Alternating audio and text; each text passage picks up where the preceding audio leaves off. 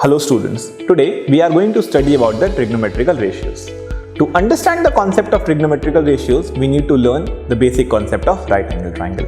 Suppose we have drawn a triangle ABC in which angle B is 90 degree. Right? Now if this is 90 degree, then the side opposite to it, which is AC in our case, is the hypotenuse. Right? Now usually a triangle has hypotenuse, base and perpendicular. But in trigonometry, base and perpendicular can vary according to the angle, right? Suppose if we consider angle A, in that case the perpendicular will be the side opposite to A and base will be AB. Or in other words, if we consider angle A, then the line making this angle A along with this hypotenuse will be the base and the third side will be perpendicular, right?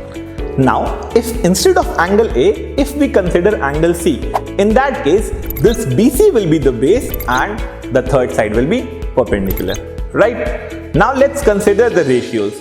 We have 6 trigonometrical ratios and we will discuss them one by one.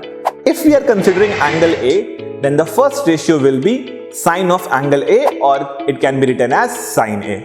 Now, what is sine A? Sine A is actually the ratio of perpendicular to the hypotenuse, right? So in our case, if we are considering the triangle ABC, then BC will be the perpendicular and AC will be hypotenuse, and the ratio will be BC upon AC.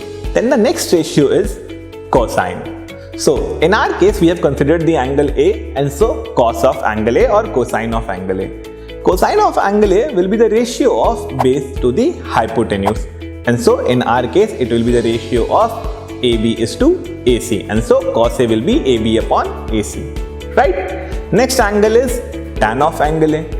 Tangent of any angle will be the ratio of perpendicular to the base. In our case, it will be BC upon AB.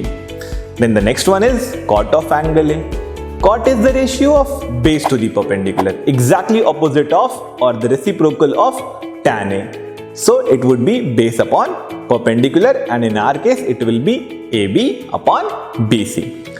Now the next ratio is secant of angle A, because we are considering angle A, and so we will consider secant of angle A. Sec A is simply the ratio of hypotenuse to the base.